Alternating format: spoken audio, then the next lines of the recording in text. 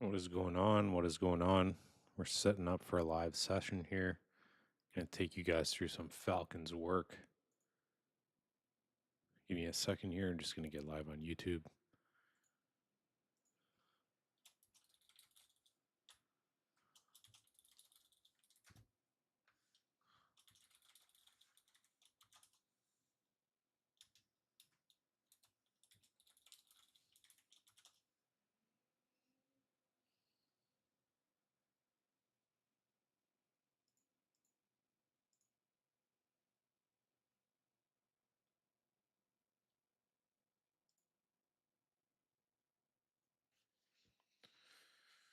Give me 1 second here, guys.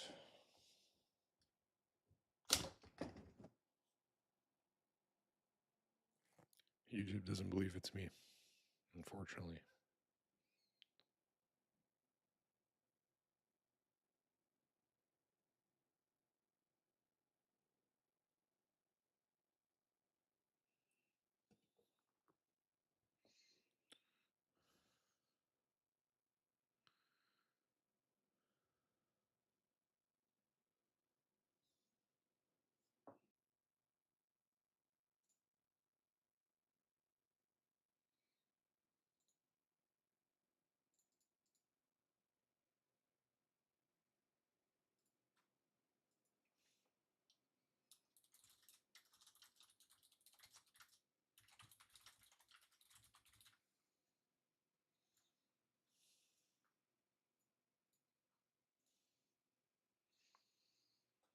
Testing, testing. Checking if you guys can see me and hear me. We're about to rip a Falcons film session right now. And I'm gonna go live. I'm gonna go live for you guys. Happy Halloween to everybody here. And let's see what we can do.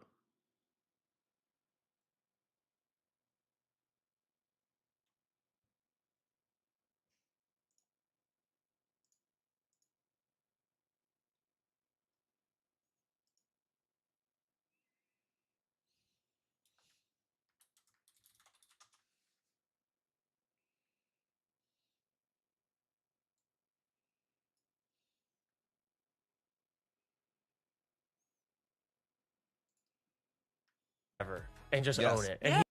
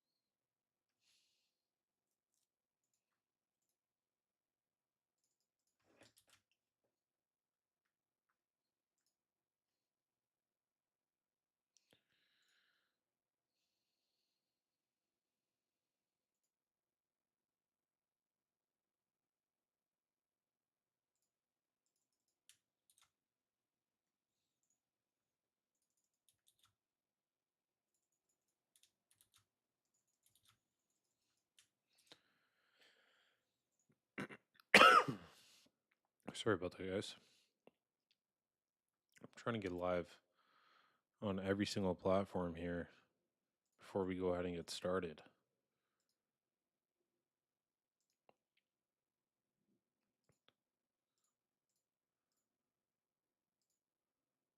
And I'm just trying to make sure I can get live on X. And it looks like I am. Okay, so let's go. Let's get right into this.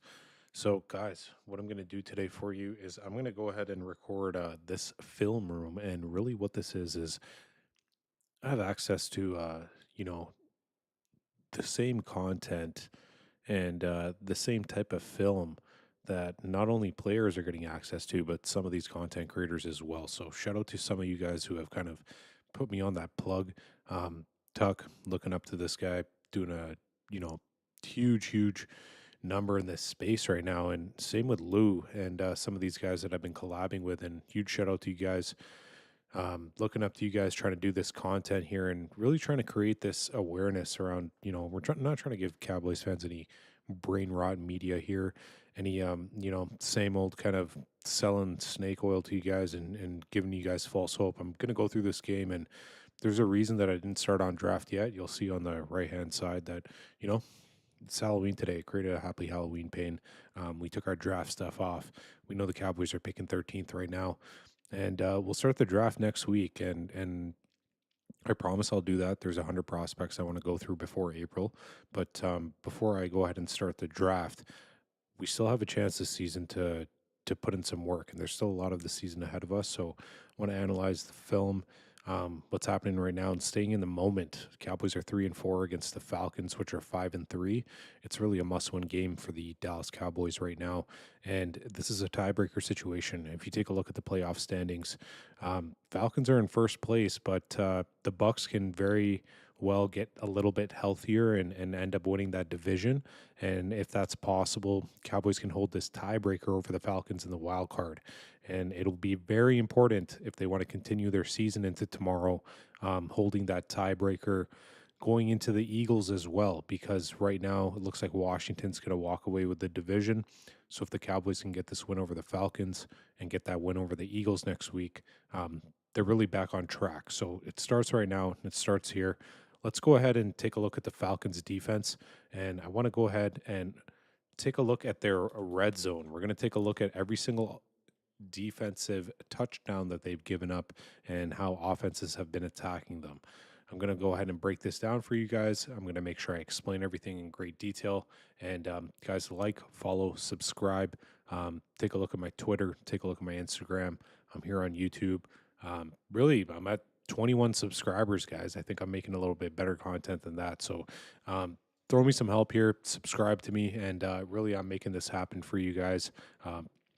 Not really gaining anything here on my end other than sharing my knowledge and making sure that I'm putting out the film to the same way I'm looking at it, and I'm making sure that you guys have the ability to take a look and get an insight of what the Cowboys are thinking of before they play these opponents. So Jalen Hurts is going to start off here. The Eagles are playing the Falcons right now, and really what I want to start with, the Eagles are going out 3 wide. And we'll pause it for a second here. Wide open touchdown. You'll see that there's 3 bodies in here, and it looks like he's throwing it to A.J. Brown. I'll go ahead and bring this back for a second. Devontae Smith, I'm not sure who that is. And I'm not sure who that is either. This might have been during a week where AJ was hurt. But this is a natural pick play that the Eagles are running. And I'll give you guys a nice look at what this looks like. Bear with me here. This outside receiver is going to end up getting the ball. You'll see that this inside receiver ends up picking over here. And what that does is it forces 55, the linebacker, to cover Smith, number 6, on the inside. And you have the safety also looking at him as well. Protection-wise, we're getting a pretty good job here. He's starting to break out, and then you'll see that they have this 3-man front that's doing a great job on the right side as well. Saquon Barkley's creeping out to the left side. They have that covered, and you'll see that this safety is sitting there really with no one to cover, and he's also looking to see if Goddard's able to break in or if he needs to take his eyes off of Goddard and look at Smith right there. So it's going to leave it at that, and we'll go ahead and clear this up. Bear with me.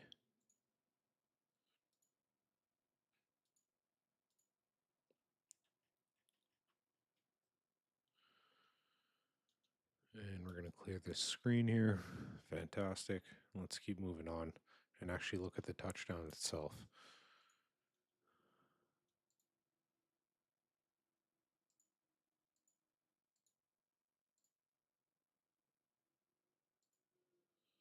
And you know what? I didn't even look at that play properly. but it looks like this was all a decoy to actually fool me and think that the outside receiver is getting the ball. But this is a really well thrown ball, and 55, his head is turned around. You'll see that the safety doesn't have enough time to get there because 55 is in the way, and number 6 is actually getting the ball. Another angle of this. And Hertz is getting the ball out right before 69's given up his block. Um, very, very tight window throw, and he's able to get it to his best receiver on the field at the time. Jahan Dotson, number 83. That's who I thought it was originally going to get the ball, but looks like they gave it to them there. Tush push going to happen here. I don't think this is anything that I really need to explain. Hertz is able to just do what he does, man. Strong legs, and he's able to get into the end zone, and that's something that we're not really seeing from this Cowboys team right now. Haven't really seen them in situations where they need to do this and they failed.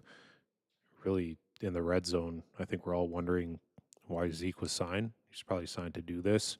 Did a little bit more of it last week. Scored a good touchdown in San Fran doing that, but let's see what the running back room shakes out to be. Patrick Mahomes. Just going to take a look at how they're lining up. So this is the second play now where it's going to be a passing play. We're going to have another 3 wide receiver set to the left. I believe this is before Rashee Rice got injured, so he'll be in the slot there. And let's go ahead and just see what Mahomes is trying to do.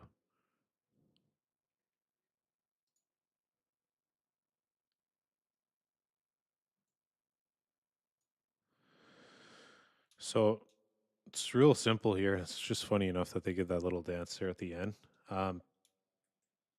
Mahomes is looking for Rashee Rice to go this way and just come in. And they're doing this on number 20. They have a little bit of a mismatch here because Terrell's not covering their best wide receiver. So interesting enough. Another play where, Kansas City's running motion. And I believe this is to Juju Smith-Schuster. Guys, what are we lacking here in Dallas? Lacking this motion. Not only does this looks like they're trying to pull number 20 in a lot of different directions. Not only does this bring number 20 out of the play, it clears the middle of the field for Juju Smith-Schuster to really get a lot of leeway and get some yardage. And remember, guys, we're looking at every single play that leads to be a touchdown. So these are 2 plays by Kansas City where they're at the 20-yard line and they're throwing for touchdowns. And really, what have these last 2 throws been?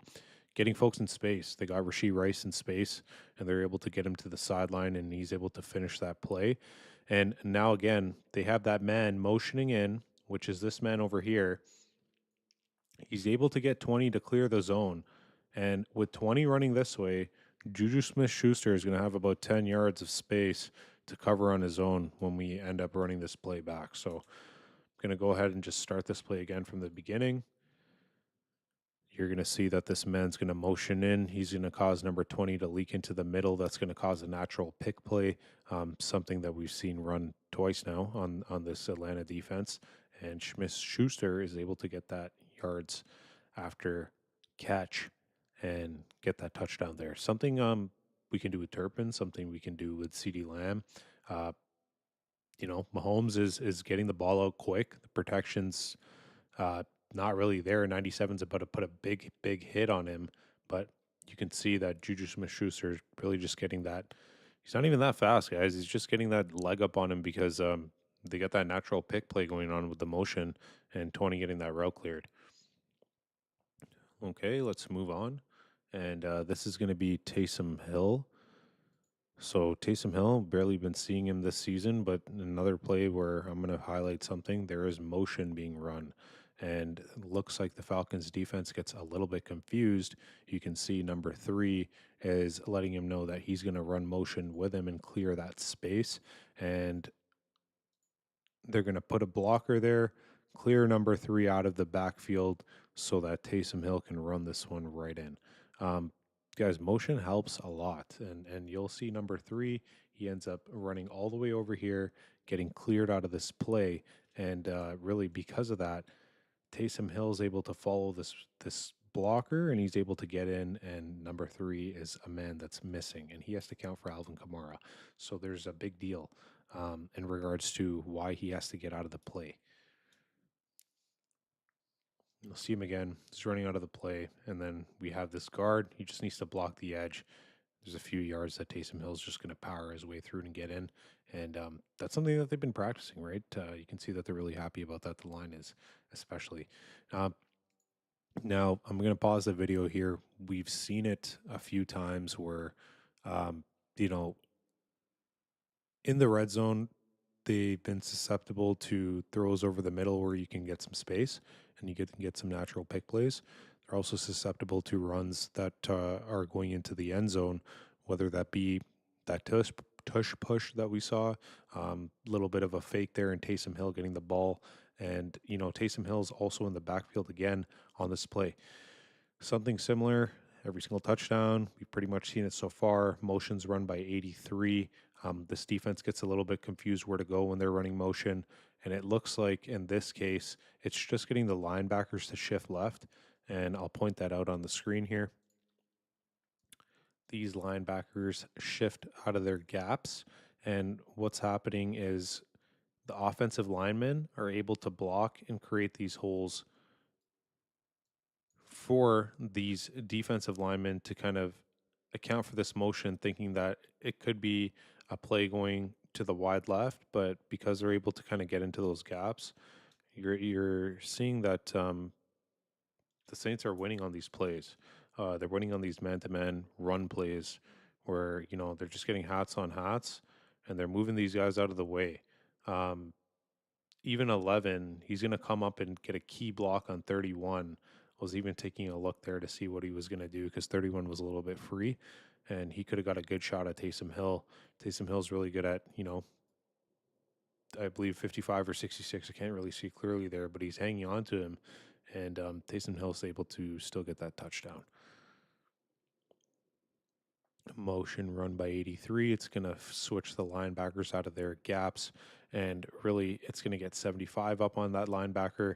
And like we said, number 31's not able to make that tackle because he's a little bit late coming out of the end zone, and he gets blocked up. Well, another red zone play where they're running the ball. So motion again in the red zone. They're making sure that 87's accounted for by taking one man out of the play. And now they're going to hand the ball off 93, and it looks like 55 are going to chase. And Kamara just really has to bang his head through there and get into the end zone. I'm going to make all you guys think about a play where you think that that is so easy to do.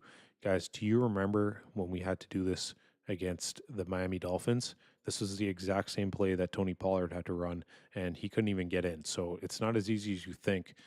You still need a strong runner able to put his head in there and want to get that contact to finish that off. But even though the backs that we have suck and they're slow, they should be able to do things like this with getting the ball in at the 3 or 4 yard line. With a little bit of trickery, even if they want to play span forward or put a bigger tight end out there or put Hendershot out, Schoonmaker out there, they can do these things and they can flip the ball off in the red zone.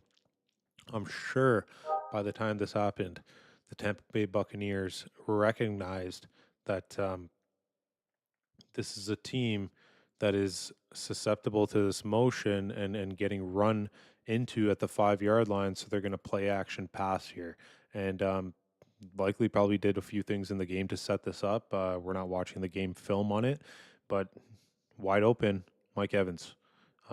Still producing at a really high rate.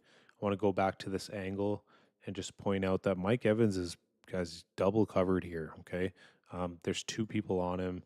There's this receiver on him. They have a linebacker out wide here. Like the linebacker's damn sure not covering this guy.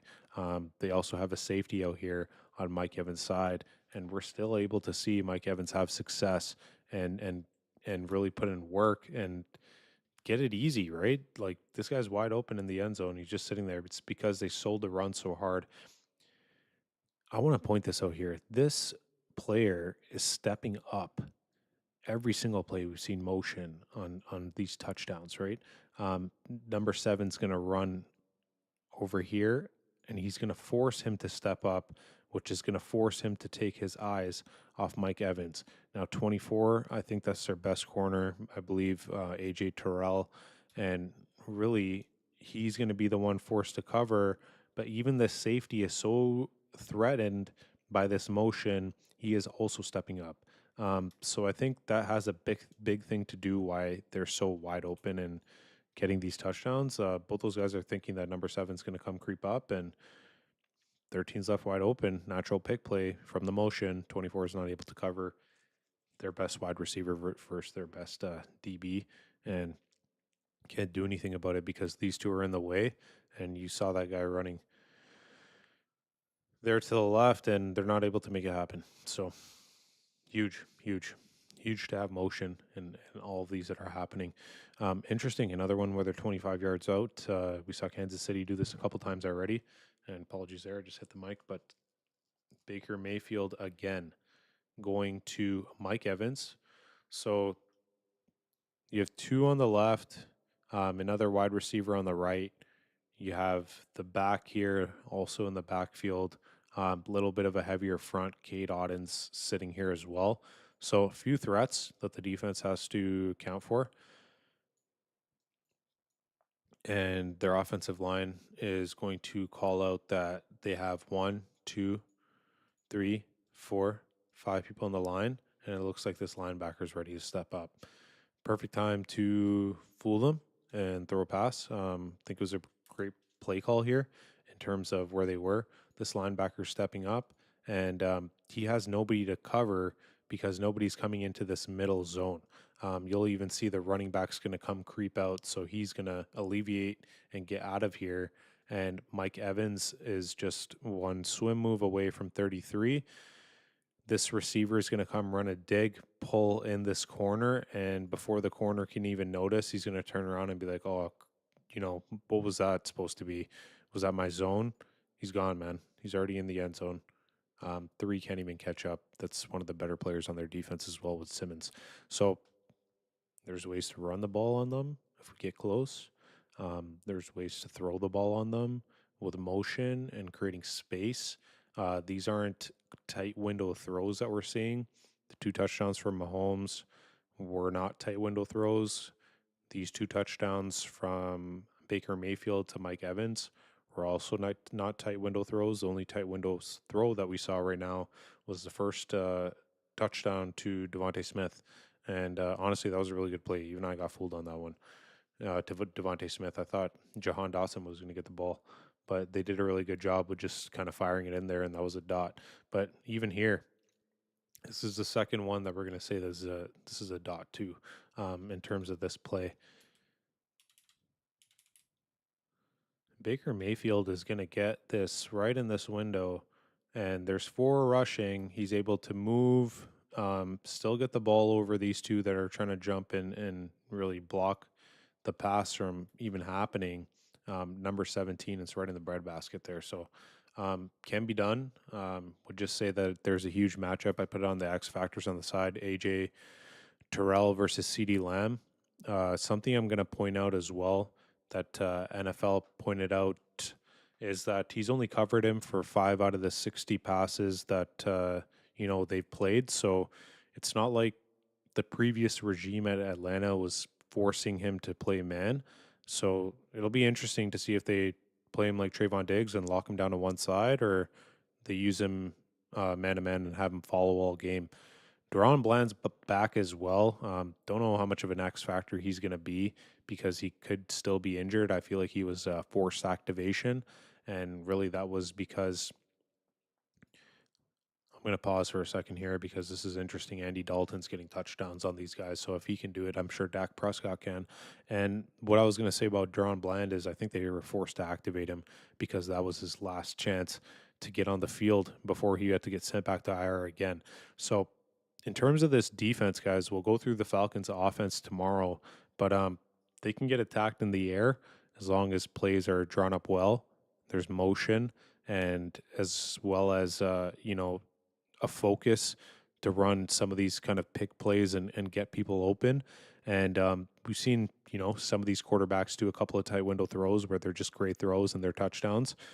That's okay too. But what I want to focus on is there's opportunities to score touchdowns where the coach, Mike McCarthy specifically, can really dial these up and get us in the end zone a little bit easier than what Dak Prescott's been having to deal with over the past couple of weeks. And even Andy Dalton here, throwing to, I believe, Xavier Leggett.